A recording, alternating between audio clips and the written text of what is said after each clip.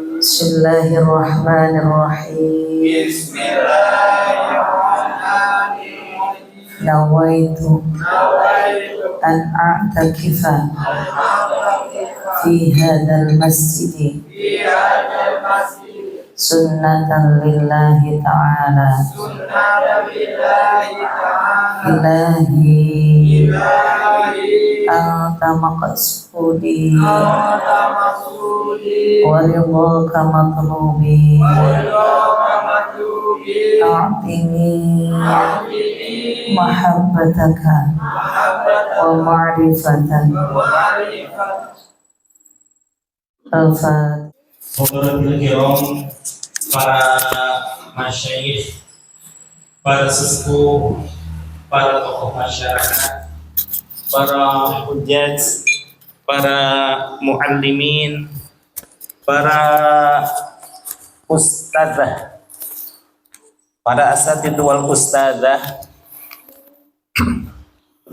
para penggiat majelis taklim dan majelis zikir, para pengurus, baik pengurus masjid maupun pengurus majelis, wabil khusus kepada Al-Mukarram wal Muhtaram Bapak Ustadz Rahmat Winoto beserta seluruh staf dan jajarannya. Alhamdulillah wa syukurillah, beliau beserta seluruh staf mengizinkan untuk terselenggaranya kajian Majelis Duha Cilengsi ini. Mudah-mudahan beliau beserta seluruh staf dan jamaah, keluarga besar, warga Bromelia, jamaah Masjid Jami Darussalam, semoga senantiasa mendapatkan rahmat dan barokah dari Allah Subhanahu wa Ta'ala. Sungguh manis buah kebambang.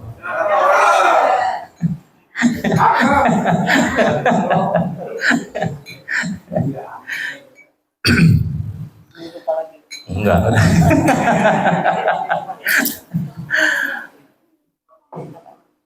Di bawah pohon rindang kita terasa adem.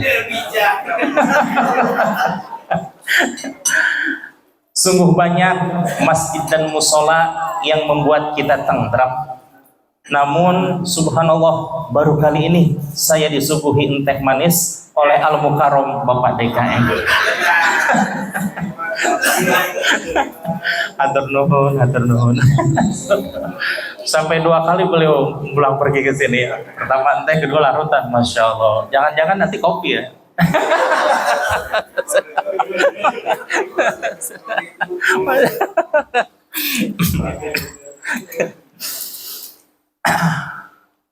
Bapak Ibu hadirin jamaah sekalian, alhamdulillah wa syukur ala ni'amillah.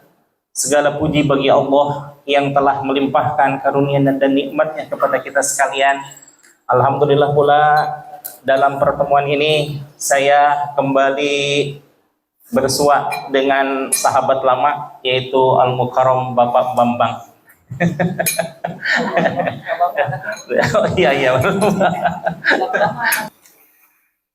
Bapak Ibu hadirin jamaah sekalian, tanpa terasa kita semakin hari semakin menyadari bahwa betapa banyak kenikmatan-kenikmatan yang Allah limpahkan kepada kita, yang terasa maupun yang tidak terasa, yang kelihatan maupun yang tidak kelihatan. Kalau yang kelihatan dan terasa sih insya Allah dapat kita syukuri. Namun subhanallah, mudah-mudahan kita semuanya dimaafkan dan diberikan maghfirah oleh Allah Subhanahu wa Ta'ala atas kenikmatan yang tidak terasa, atas kenikmatan yang tidak terlihat, dan atas kenikmatan-kenikmatan yang belum kita syukuri. Namun mudah-mudahan dengan ungkapan alhamdulillah terasa begitu ringan di dalam lisan kita, namun di hadapan Allah mudah-mudahan ini adalah suatu bukti bahwa kita betul-betul bersandar kepada kebesaran dan kekuasaan Allah Subhanahu wa Ta'ala. Alhamdulillahirabbil alamin. Bapak Ibu hadirin jamaah sekalian, membeli semanggi 1 ikat. Kalau tadi karena Bapak DKM nyuguhin, makanya saya bikin pantun nggak dadak.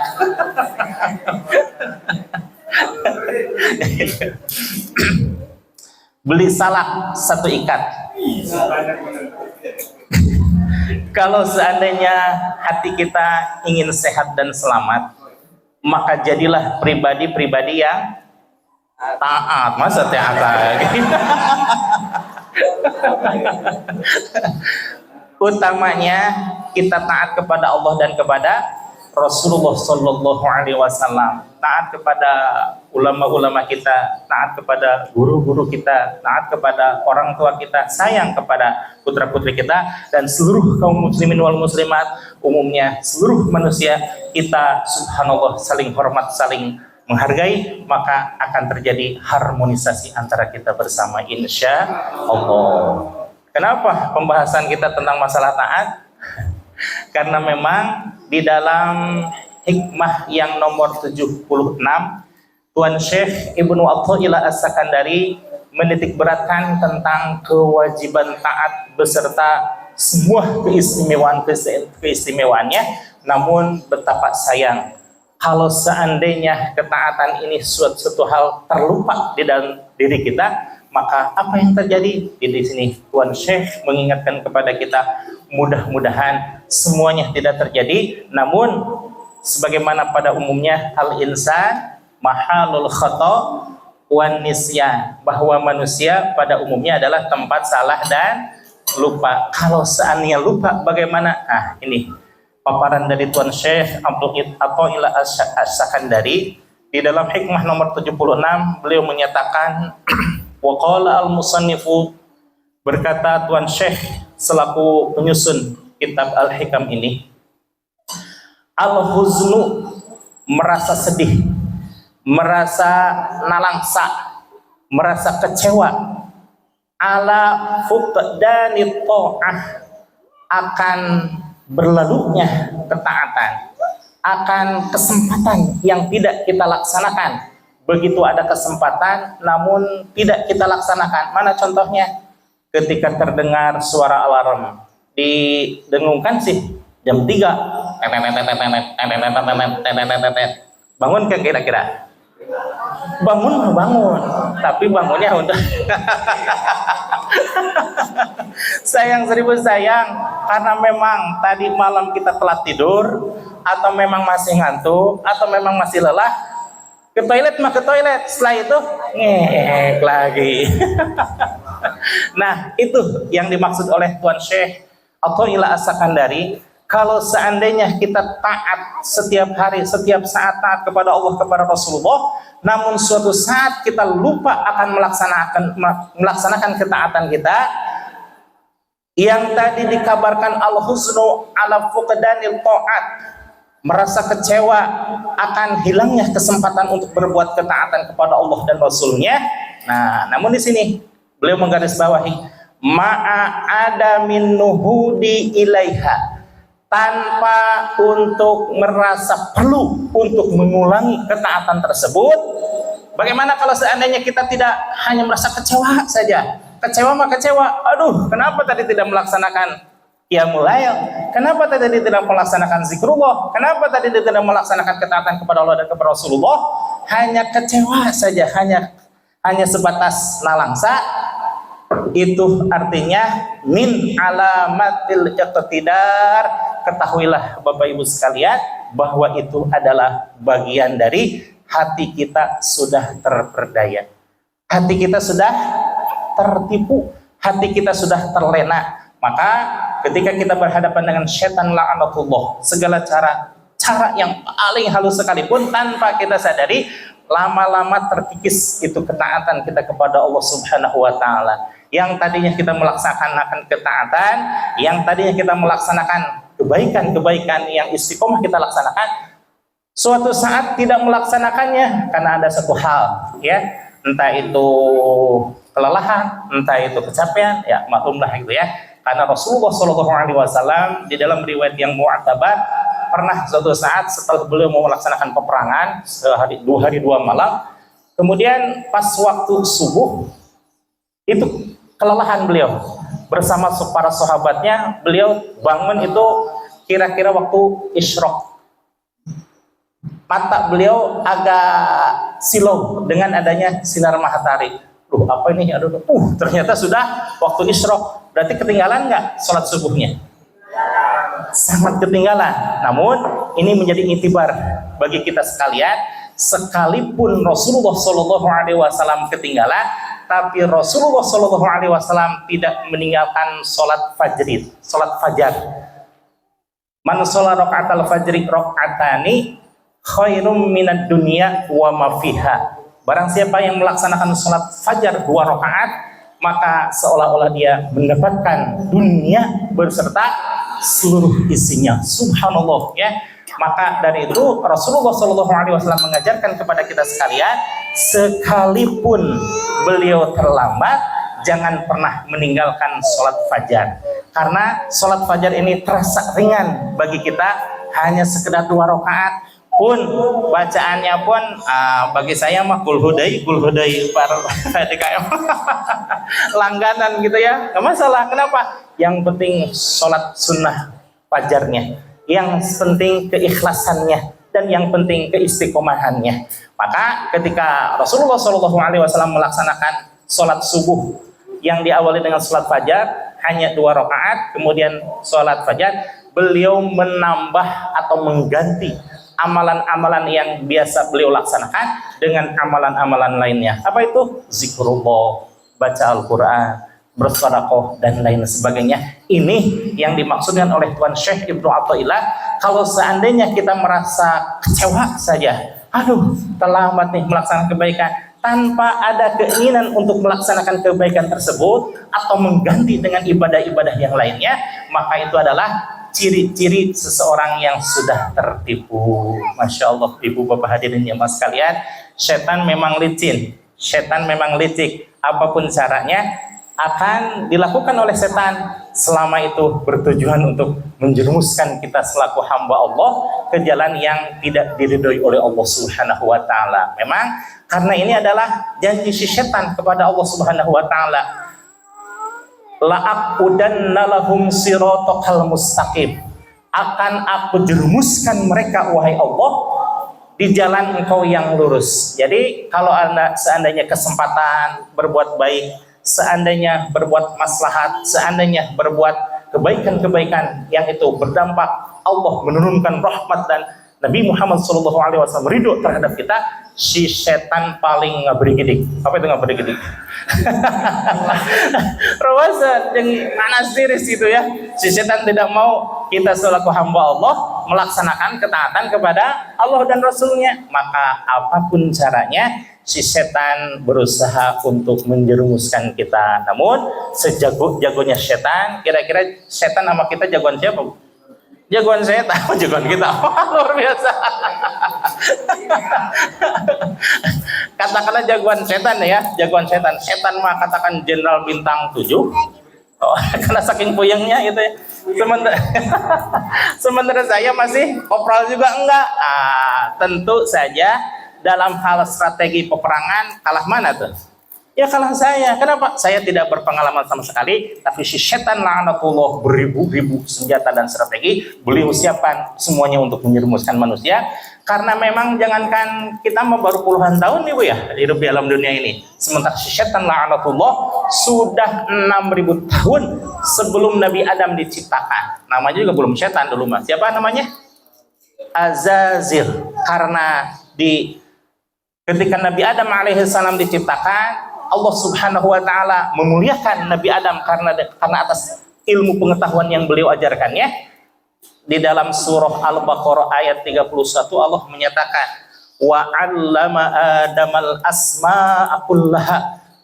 Allah Subhanahu wa taala mengajarkan kepada Nabi Adam alaihissalam nama-nama seluruhnya. Asma'a kullaha tsumma 'aradahum 'alal malaikah. Kemudian Allah menyodorkan kepada malaikat, coba kalau seandainya engkau tahu, silahkan sebutkan nama-nama ini. In kuntum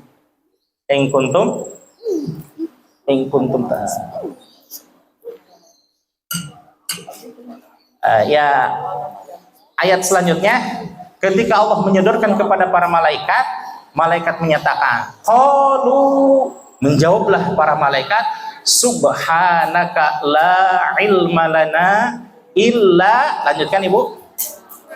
Subhanallah, illa ma'allamtana innaka antal alimul hakim. Kalau boleh saya ungkapkan, ini pertama kali saya mendapatkan doa ijazah dari guru saya, orang Cirebon, yang menyatakan, wah kalau ini dibaca katanya insya Allah pinter katanya. Pinter bagaimana? Pinter weh katanya. Sampai sekarang alhamdulillah saya membaca doa itu, yang itu adalah ungkapan para malaikat yang diabadikan oleh Allah Subhanahu wa taala dalam Al-Qur'an. Maka qalu subhanaka la ilma lana illa ma 'allamtana innaka antal alimul hakim. Itu menyatakan ketawaduan para malaikat yang diikuti oleh kita, bahwa tidak ada hal yang menjadikan suatu ilmu pengetahuan kecuali atas pengajaran Allah Subhanahu wa taala. Insyaallah, mudah-mudahan Allah selamanya memberikan kita kemudahan untuk mendapatkan ilmu pengetahuan. Amin. Rahimakumullah. Ketika tadi yang dibahas sedikit mengutip ya, bahwa ketika seorang insan adalah kewajibannya taat. Kalau Allah mah hanya menciptakan makhluknya, kalau makhluknya wajib taat. Ketika manusia pastinya banyak godaannya, banyak ujiannya. Entah itu godaan dari mulai matanya, dari mulai telinganya, mulutnya, tangannya, sampai dengan di kaki. Sebagaimana yang kemarin sedikit-sedikit sudah kita bahas, dari mulai maksiatul qalbi, bagaimana maksiatnya hati, bagaimana kita menjaga maksiatul ain, bagaimana menjaga maksiatul udhun, bagaimana ketika diri kita menjaganya, jangan sampai maksiatul yadaini atau maksiatnya kedua tangan. Dan yang saat ini kita sampai di wa mim ma'asir rijli, dari maksiat kaki. Ibu ada kakinya, takut lupa. Nah, ketika wa mim ma'asir rijli, dan di antara maksiat kaki adalah yang pertama itu adalah berjalan melakukan maksiat untuk menebarkan kejelekan orang muslim. Ketika kita berjalan untuk menebarkan kejelekan, contoh ibu janjian, ya kayaknya kalau bapak-bapak semuanya jarang ya. Ibu-ibu janjian, kita ngopi yuk, bareng yuk, nongkrong yuk di sini. Yang kita bahas di situ ternyata awalnya sih ngobrol-ngobrol, ngopi-ngopi. Hati-hati, udah lama asik-asik, kok si itu begini dan lain sebagainya. Itulah termasuk maksiatul rijli. Langkahnya kaki kita harus betul-betul bagaimana ke dalam ketaatan kepada Allah Subhanahu wa ta'ala. Sekiranya kaki ini akan melangkah ke dalam kejelekan, kaki ini akan melangkah yang hal-hal yang tidak bermanfaat, maka di awalnya kita betul-betul harus arahkan kaki ini. Kenapa? Karena nanti al-yawma nakhtimu ala afwahihim wa tukallimuna aydihim wa tashhadu arjuluhum. Ketika mulut kita terkunci, tangan kita yang akan berbicara, kaki kita yang akan bersaksi, disitulah kita sudah tidak bisa berbohong lagi. Kalau sekarang mungkin, dari mana pulang pengajian, padahal pulang pengajiannya nongkrong, kumpul gitu ya.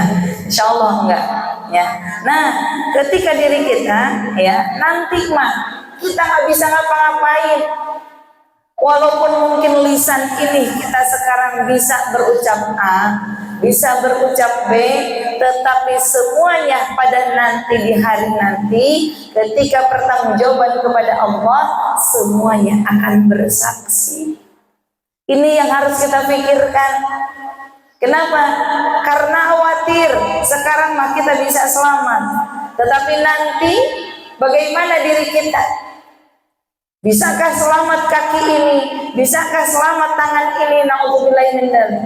Saat sekarang mungkin A, B, C dan lain sebagainya yang kita lakukan, tetapi mudah-mudahan justru tadi di awal juga sudah kita niatkan. Ketika kita mau melakukan sesuatu, awali dengan ilahi anta maqsudi. Dan juga bahkan ketika kita berwudu, saat membasuh kaki yang kita doakan. Oke, lanjutkan Bu, fokus lagi ya. Nah, jadi ketika di antara maksiat kaki ini adalah ketika yang pertama, jangan sampai kaki ini melangkahkan ke dalam kemaksiatan. Maksiatnya maksiat apa aja? Yang pertamanya tadi menyebar kejelekan sebagai orang muslim ya.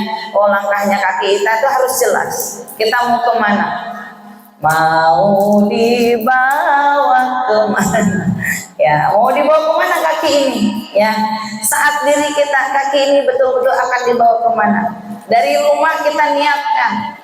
Jangan sampai ketika sudah dari rumah niatnya A, nah ya, ke sana jadi A, B, C, D. A mumpung keluar, A nanggung nih sekalian keluar dan lain sebagainya.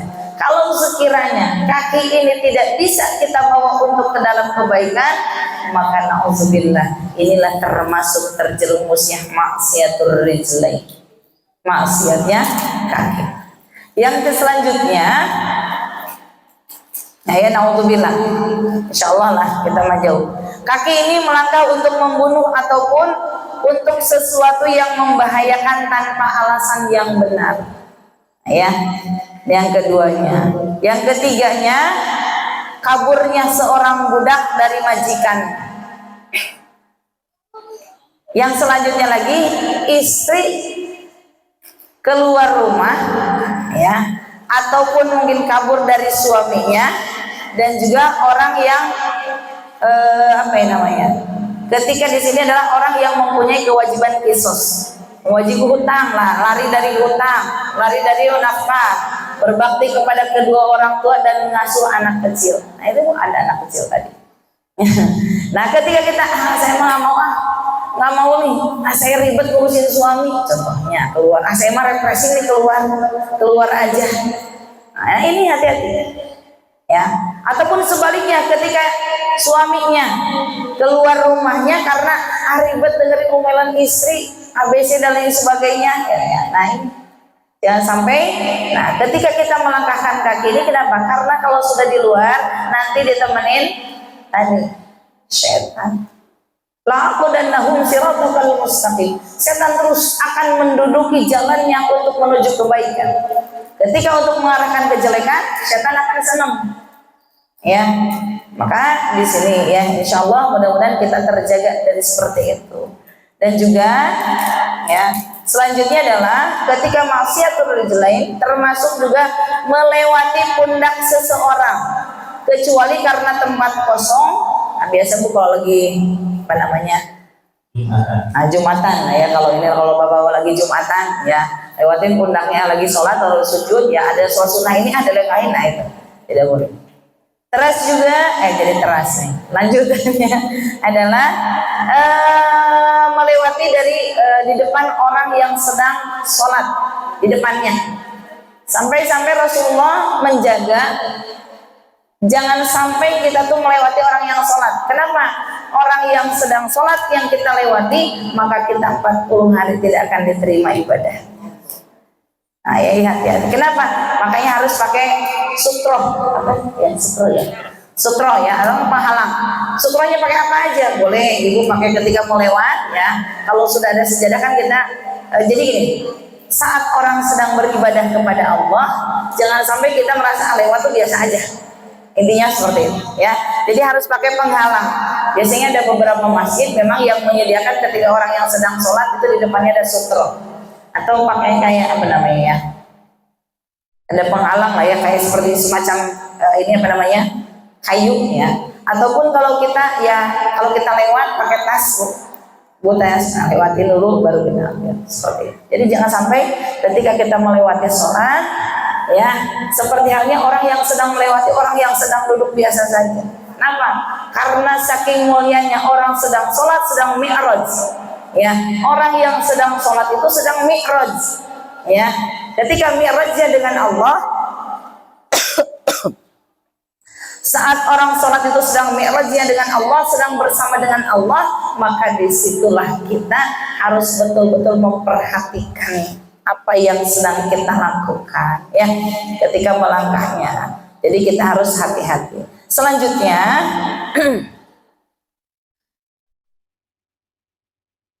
memanjangkan kaki ke arah Al-Quran.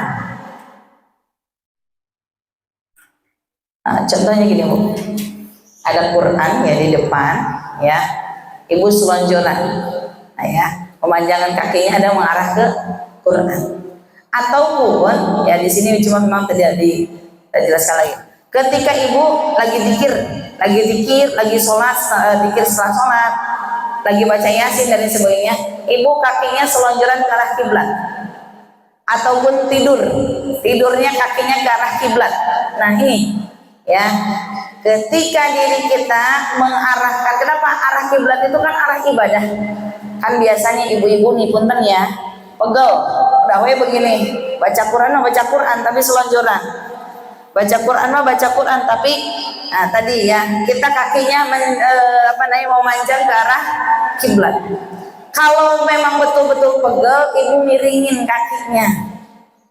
Ya, kalau lagi pengajian punten di CI dia lagi selonjoran karena kita sedang hadapnya ke kiblat, ya. Nah, seperti itu. Kenapa kok hanya arah kiblat aja, kok harus kaki harus harus diperhatikan? Karena saat kiblat di sini adalah arahnya ibadah orang muslim, ya, tempatnya kita mengarahkan badan kita, mengarahkan ibadah kita adalah ke arah kiblat. Masa iya kita mau disamain? Nah inilah biar kita ada perbedaan, ya. Makanya kalau tidur ibu hati-hati kakinya ke arah mana, ya. Posisi tidur itu jangan sampai mengarah ke arah kiblat. Ya, nggak sopan lah ibaratnya gitu ya, nggak sopan, ya. Mau lagi zikir lagi apapun itu kaki sebetulnya harus arahkan yang betul-betul, jangan sampai mengarah ke arah kiblat, ya.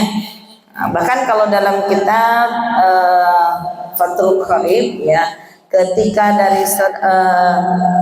kita punten membuang air kecil ataupun air besar, itu kita pun harus diperhatikan. Bagaimana ketika membuang air kecil ataupun air besarnya, jangan sampai menghadap kiblat ataupun membelakangi kiblat. Ya, karena di sini ya diri kita sebegitu memperhatikan arah yang untuk ibadah. Kalau kita menyepelekan arah untuk ibadah, khawatir kita pun ibadahnya akan tidak maksimal. Kenapa? Karena biasa nggak ada perbedaan lah, nah, seperti itu. Tapi ketika kita bukan berarti kita melebih-lebihkan, tidak. Cuma kita adalah menghormati arah ibadah kita, ya. Mudah-mudahan tadi kaki kita betul-betul bisa terjaga dari hal-hal yang membuat kita maksiat, dari melangkahkan kaki ke dalam kebaikan, ya. Kebaikannya kita harus betul-betul diarahkan. Jangan sampai yang awalnya kebaikan di tengah jalan mengarah kepada yang tidak baik.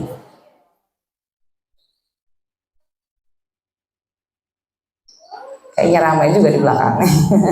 Ya, nah seperti itu. Jadi mudah-mudahan dengan bentuk ketaatan kita kepada Allah Subhanahu wa taala, di antaranya adalah menjaga kaki kita, insya Allah.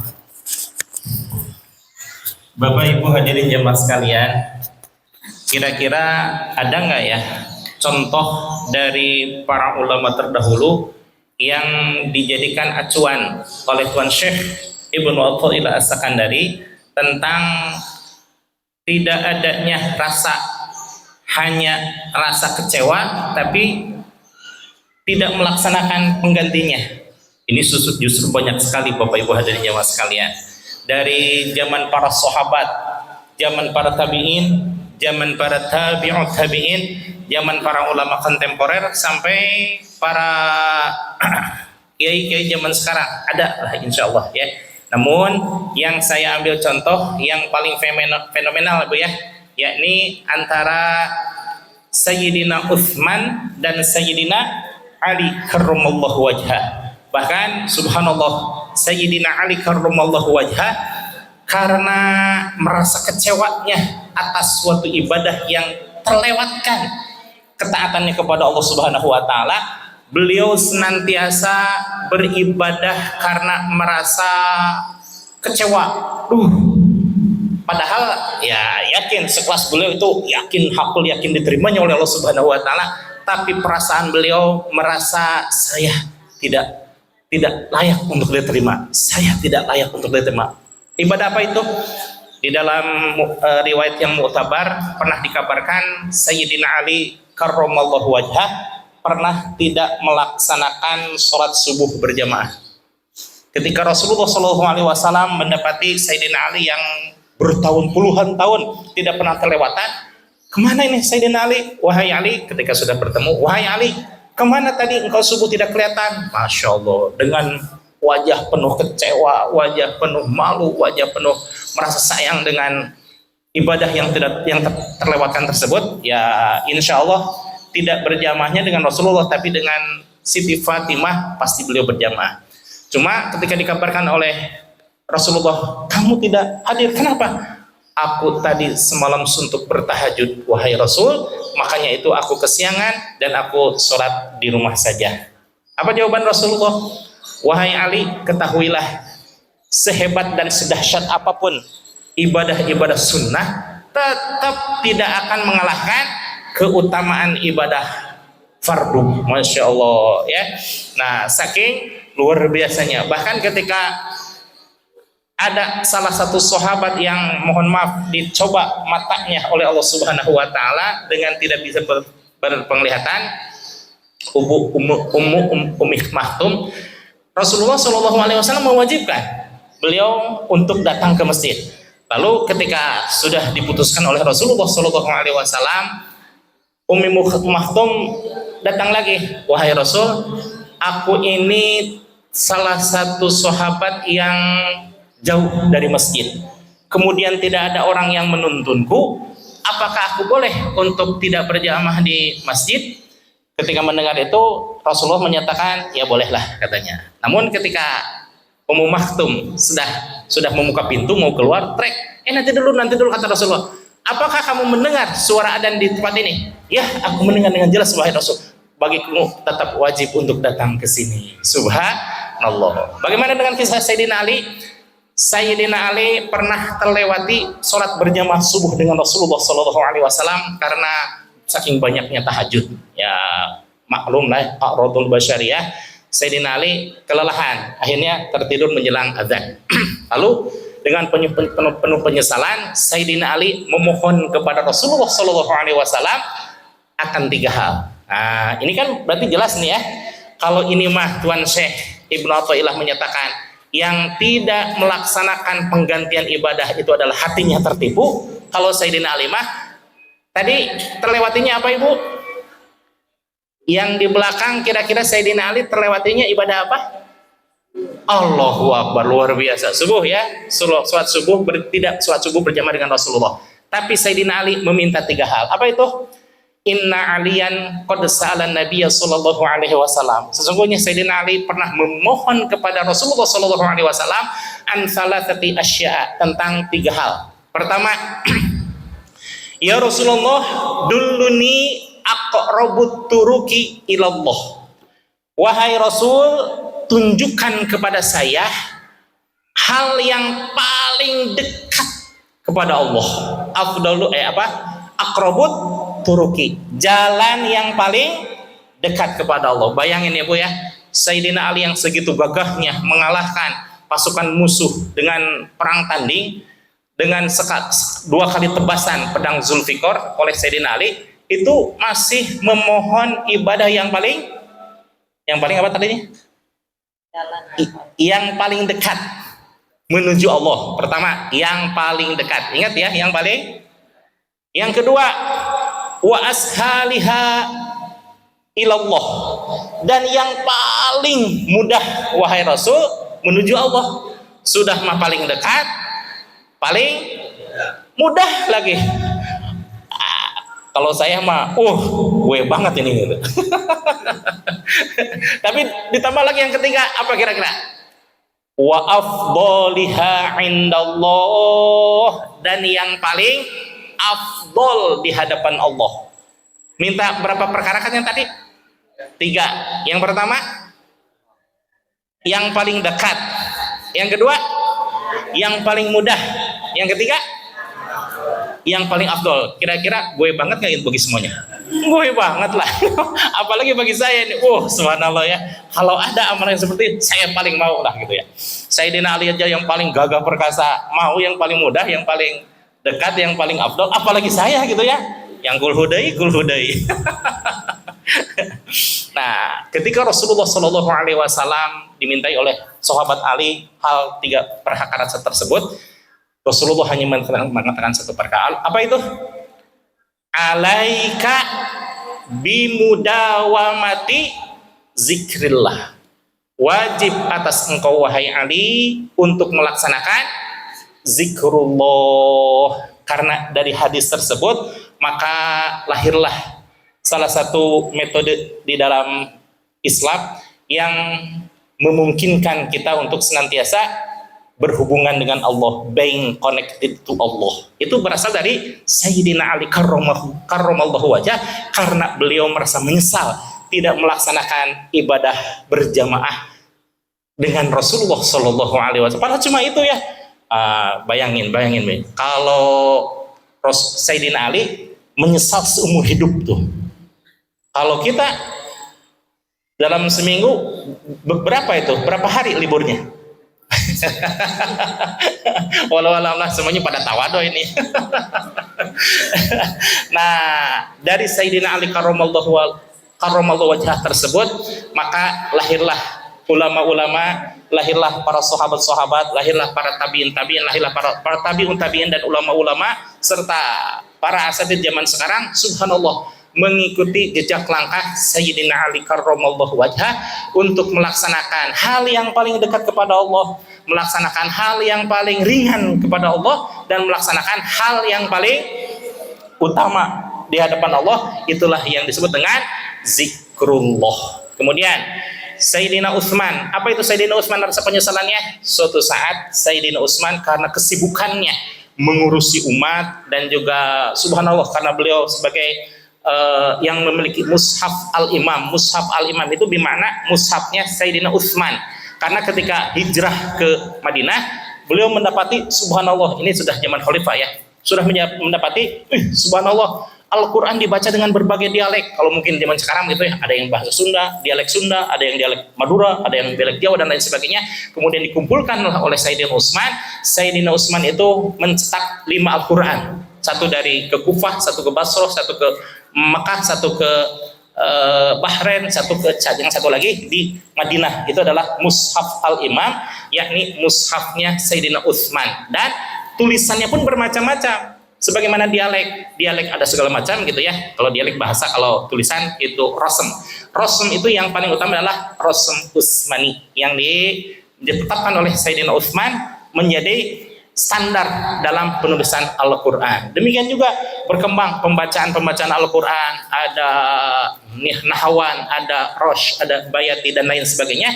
Itu tetap mengacu kepada Sayyidina Utsman. Namun ada satu kejadian bahwa Sayyidina Utsman menurut sejarah pernah terlupa membayarkan zakat. Zakat paling akhir kapan tuh Bu? Sebelum pelaksanaan sholat Id. Nah, Sayyidina Utsman pernah terlupa itu ya. Lalu matulah kepada Rasulullah, ya Rasul, saya terlupa, ya Rasul, saya betul-betul lupa, bukan sengaja. Kata Rasul, sebanyak apapun harta yang kau sedekahkan untuk mengganti itu zakat, tetap tidak akan tergantikan wahai Utsman. Menyesallah Sayyidina Utsman sehebat-hebatnya. Namun dari rasa penyesalan tersebut, lahir satu sejarah bahwa Sayyidina Utsman di antara berbagai sedekah-sedekah yang lainnya ada yang satu fenomenal. Apa itu? Mensedekahkan atau mewakafkan sumur Sayyidina Utsman atau Bi'tul Ma'unah yang dikenal sampai sekarang itu the Wall of Utsman. Wakaf dari sumur Sayyidina Utsman. Kenapa yang tercatat oleh dunia hanya Sayyidina Utsman? Karena Sayyidina Utsman senantiasa terus menggelontorkan hartanya untuk wakaf, untuk hibah, untuk sedekah karena merasa menyesal tidak melaksanakan zakat pada saat itu. Karena penyesalan itu beliau melahirkan menjadi orang yang sangat gemar untuk bersedekah. Bahkan dua di antara para sahabat yang super kaya raya itu antara Sayyidina Abdurrahman bin Auf dan Sayyidina Utsman. Namun lebih hebat lagi Ibu ya, Sayyidina Utsman karena mewakafkan tanah sumur tersebut yang diawali setengah dari sumur orang Yahudi tersebut, karena setengahnya setengah, kemudian orang Yahudi bilang kalau setengah-setengah ini bisa-bisa bangkrut atau saya tidak dapat penghasilan. Yang tadinya Senin, Selasa, Rabu, Kamis, Jumat, sampai Jumat, Minggu, Ahad itu hanya dapat Senin, Selasa, Rabu. Itu pun hanya kaum muslim, jadi tidak membeli lagi kepada mereka. Tahu sih Yahudi tersebut datang lagi kepada Sayyidina Utsman, wahai Utsman, cepat tayang katanya. Wahai Utsman, saya sudah berhari-hari tidak mendapatkan penghasilan dari orang-orang kaum muslimin. Kalau gini makanya udahlah saya jual aja kepada ente. Oh, luar biasa Sayyidina Utsman senangnya. Kalau si Yahudi senang karena sumurnya dijual, Sayyidina Utsman pun karena senang hartanya menjadi milik pribadi, artinya langsung diwakafkan oleh beliau seluruhnya kepada kaum muslimin wal muslimah. Artinya kaum muslimin yang mau mengambil air dari sumur tersebut bebas, sebebas-bebasnya tanpa ada pungutan biaya. Nah, kemudian dari sumur itu berkembang jadi peternakan, berkembang jadi perkebunan, berkembang jadi luar biasa segala macam sampai wallahu alam dulu perekonomian Islam zaman dulu tercatatkan bagaimana gitu ya. Namun setelah modern tanah wakaf itu dijadikan sebagai tanah wakaf dari Sayyidina Utsman yang senantiasa berkembang. Yang dikenal zaman sekarang itu adalah the Wall of Utsman, artinya wakaf sumur dari Sayyidina Utsman. Nah, Bapak Ibu hadirin jemaah sekalian, kalau yang terkaya zaman sekarang itu Bill Gates. Dikatakan beliau punya 7.200 triliun US dollar. Ibu pernah nggak lihat 7.000 triliun? Waduh, kalau saya mah 7.000, sering atau saya 7.000 mah. Tapi sehebat-hebatnya Bill Gates itu hanya 7.000. Tapi dibandingkan dengan Sayyidina Utsman 70, kalau dikuruskan di sekian 175.000 US dollar, triliun US dollar. Itu kaya apa? Kaya banget itu. Kaya banget itu ya, kebangetan kayaknya itu ya. Tapi subhanallah, Ibu ada kabar gembira. Apa itu? Sekaya-kayanya Bill Gates, sekaya-kayanya Sayyidina Utsman masih kalah dengan kita. Apa itu? Benar. Apa itu? Man sholla raka'atal fajri raka'atan fajri khairum minad dunya wa ma fiha. Orang yang melaksanakan sholat sunnah 2 rakaat, walaupun hanya 2 rakaat, kira-kira 2 rakaat berapa menit Bu? 5 menit kelamaan, Bapak kelamaan, saya mah 2 menit cukup lah, bahkan 1 menit saya cepat. 2 menit yang melaksanakan sholat fajar, khairum minad dunya wa ma fiha, jauh lebih baik daripada dunia dan seisinya. Kekayaan Sayyidina Utsman walaupun begitu dahsyat, belum apa-apanya dibanding dengan ibu yang melaksanakan sholat sunnah fajar ya. Mudah-mudahan insya Allah semuanya bisa melaksanakan sholat fajar sebagaimana Rasulullah tidak pernah meninggalkan sholat fajar, bahkan ketika beliau tertinggal melaksanakan subuh pun tetap melaksanakan sholat sunnah fajar insya Allah. Hadirin rahimahullah. Jadi kesimpulannya saya simpulkan ya kalau nggak salah. Karena tadi kayak saya juga bingung nih, soalnya dari kalimatnya cepat banget gitu. Saya aja udah 21 tahun, 22 tahun berbarengan belum ngerti gimana ibu dan bapak gitu. Saking cepatnya, saking semangatnya. Sedikit menyimpulkan ya. Jadi ketika kita pernah melakukan suatu kesalahan, maka disitulah taubat itu ada. Apa itu taubat? Penyesalan. Ya, ketika rasa menyesal, rasa kecewa dengan ketika diri kita melakukan kesalahan, disitulah mudah-mudahan bentuk taat kita. Dan juga bentuk penyesalan itu bukan hanya sekedar menyesal saja. Saya menyesal tadi nggak tahajud, udah nyesel doang. Tapi nggak ada actionnya lagi. Kalau kita lihat tadi pembelajarannya, ketika Rasulullah ya dengan penyesalnya ternyata Rasulullah tetap melaksanakan sholat sunnah fajar karena beliau ketika terlambat. Nah, ya Rasulullah itu karena terlambat, maka tetap Rasulullah tadi dengan menggantinya tetap dengan sholat fajar. Kalau kita lihat lagi Sayyidina Ali, penyesalannya karena beliau tidak berjamaah maupun ketinggalan tidak berjamaah dengan Rasulullah, beliau dengan menggantinya minta suatu amalan kepada Rasulullah yang paling istimewa, yang paling luar biasa, yaitu adalah mendawamkan zikir yang ada di dalam qalbunya. Ketika kita lihat lagi Sayyidina Utsman, karena tadi tidak kelewat, namanya manusia Bu, ada lupanya. Ketika satu kesalahan yang membuat dia istimewa dengan kesalahannya itu, beliau menjadikan amaliyah yang luar biasa. Tadi menggantinya dengan apa Bu? Dengan sedekah dan juga dengan wakaf. Ya Masya Allah Bu, kita lihat ya, lihat ke kita.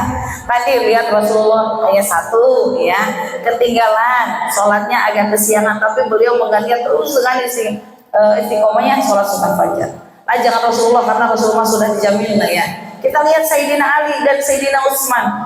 Sayyidina Ali karena tidak berjamaah dengan Rasulullah dan hanya satu kali, beliau menggantinya dengan zikir yang tanpa henti yang terus ada di dalam qalbunya. Ketika Sayyidina Utsman melakukan satu kesalahannya, yaitu karena lupa. Kalau lupa mah wajar Bu. Ya, kalau lupa wajar. Ketika lupanya beliau karena tidak zakat, maka beliau menggantinya seluruh hartanya. Beliau infakkan, beliau keluarkan semuanya untuk Islam. Nah, kita penyesalan apa yang kita lakukan kepada Allah Subhanahu wa taala dan berusaha kita harus ganti, karena kita tadi sedang membahas maksiatul rijlain. Mungkin kita biar yang lebih mudah, apa sih kalau saya kalau saya karena terlalu banyak, mungkin maksiat mata saya terlalu banyak, maksiat telinga saya terlalu banyak, maksiat lisan saya banyak, tangan dan lain sebagainya masih banyak. Maka karena yang hari ini kita pelajari adalah maksiatul rijlain, mungkin pernah kaki kita melangkahkan kesalahan, maka mari kita sama-sama taubat kepada Allah, menyesali perbuatan itu dan diganti dengan amaliyah yang lain. Contoh, mungkin kita pernah melangkahkan kaki kita yang tadinya awalnya mau baik, ternyata melenceng. Saat itu kita taubat, ya Allah, saya akan ganti kaki yang dulu pernah melakukan kesalahan. Ganti dengan saya ingin mengaji terus, langkah kaki ini terus dalam pengajian, langkahkan kaki ini terus dalam kebaikan. Kita niatkan. Ya, untuk apa? Niatkan melangkahkan kaki ini mengganti kesalahan-kesalahan yang kemarin kita lakukan. Ya, jadi pada intinya adalah ketika diri kita disebut dengan taubat, itu adalah penyesalan apa yang sudah kita lakukan. Ya, karena ketika diri kita taubatan nasuha, taubat yang sungguh-sungguh dan tidak akan kita ulangi lagi, maka mudah-mudahan inilah taubat yang Allah akan terima kepada kita semuanya. Amin ya Allah ya Rabbal alamin. Manusia mahalul khoto, manusia tempat salah, iya betul. Tetapi kalau sudah salah jangan banyak-banyak salahnya. Iya nggak Bu? Jangan menjadi alasan ada manusia mah tempat salah, nggak apa-apa salah juga, nanti minta maaf lagi, salah minta maaf lagi, bukan. Tetapi ketika kita salah, ya tadi, ketika kita salah, sadar dengan kesalahan itu dan niat untuk diperbaiki kesalahan itu. Wanisian ya tadi ketika nisyan Rasul tadi Sayyidina Ali kan salah lah ya, salahnya apa karena tadi manusia ya kelalaiannya karena tadinya semakin semangat, dan itu pun karena dimaafkan lah ya kalau secara kita ya. Ketika Sayyidina Utsman wal khata, ketika dia lupa nisyan, ketika nisyannya dia lupa, ketika lupanya, saat kita lupa jangan sampai kita lupain. Ada lupa nggak apa-apa, saat ingat nggak apa-apa lah, lupain lagi ya. Contohnya ya, kita udah tahu sesuatu tapi lupa, tapi kita kerjakan lagi ya. Sudah lupa kita kerjakan lagi, kita contohnya ya, contohnya kita nih mau melakukan sesuatu, mau melangkah ataupun mengucap yang tidak baik. Dalam pengajian pernah dikatakan ya, ini terkhusus majlis duha gitu ya contohnya ya. Dalam majlis duha, oh iya, ketika kita membicarakan orang lain termasuk maksiatul lisan. Saat kita tahu, ketika kita keceplosan mulut ini, oh iya ya nggak boleh, dilanjutin lagi. Nah ini yang sudah lupa tapi jadi lupain. Nah ini yang kita tidak boleh. Saat lupa segera ingatkan lagi. Maka insya Allah saat diri kita merasa ada penyesalan dalam diri kita yang sungguh-sungguh atas merasa kesalahan yang sudah kita lakukan dan ingin berusaha mengganti dengan yang lebih baik lagi, mudah-mudahan disinilah yang Allah akan terus mengarahkan kita sampai dengan akhir hayat kita dalam keadaan husnul khotimah ya. Karena tiada lain, tiada bukan yang kita harapkan adalah yang pastinya mudah-mudahan kita dalam keadaan husnul khotimah, Allah limpahkan ridho dan rahmatnya kepada kita semuanya. Amin ya Allah ya Rabbal alamin ya. Mudah-mudahan dalam belum selesai ya. Kayaknya udah lagi semangat banget ya. Jadi mudah-mudahan dengan niatan untuk terus berusaha memperbaiki, intinya itu. Jadi kuncinya apa Bu? Niat berusaha memperbaiki kesalahan yang sudah kita lakukan, insya Allah. Sekalian, di dalam Safinatun Najah susunan Syekh Nawawi Al-Bantani, syarah dari kitab Kasyifatus Syajah, beliau menyatakan bahwa al-udhuru itnani, uzur itu ada dua perkara. Pertama an-naumu wan nisyani, dan kedua pertama tidur, yang kedua lupa. Ada nggak syariat-syariat Islam yang dikenakan kepada orang yang tidur dan orang yang lupa? Hukum dalam syariat ada nggak? Tidak ada. Karena itulah yang disebut dengan uzur. Uzur itu ada dua, kalau tidak tertidur atau karena kelupaan. Dan itu pula yang terjadi kepada Sayyidina Ali. Beliau ketiduran, tidak melaksanakan subuh berjamaah dengan Rasulullah, tapi insya Allah hakul yakin beliau subuh berjamaah dengan Sayyidatuna Fatimah. Dan yang kedua Sayyidina Utsman yang kelupaan karena kesibukan mengurus umat, kelupaan membayarkan zakat. Padahal zakat nilainya cuma kalau di kursan Indonesia itu 2,5 kilogram. Ya betul ya, 2,5 kilogram. Paling berapa? 45 ribu lah ya, 45 ribu. Tapi sebanyak apapun harta kekayaan yang disedekahkan, tetap tidak bisa mengalahkan keunggulan yang 45 ribu tersebut. Tapi kedua-duanya, Sayyidina Ali maupun Sayyidina Utsman, merasa menyesal yang melahirkan ibadah-ibadah yang sangat luar biasa. Sayyidina Ali melahirkan dengan asbab petunjuk dari Rasulullah SAW, zikrullah, dan Sayyidina Utsman melahirkan menjadi pribadi yang sangat gemar bersedekah, sehingga sampai sekarang itu dana hibah, dana wakaf tercatat di Bank of Saudi Arabia, the Wall of Sayyidina Utsman. Insya Allah mudah-mudahan kita pun beriktibar kepada dua sahabat tersebut. Insya Allah mudah-mudahan kita semuanya senantiasa diistiqomahkan oleh Allah Subhanahu wa Ta'ala untuk melaksanakan kebaikan, dan kalaupun toh ada uzur, mudah-mudahan Allah memaafkan. Demikian.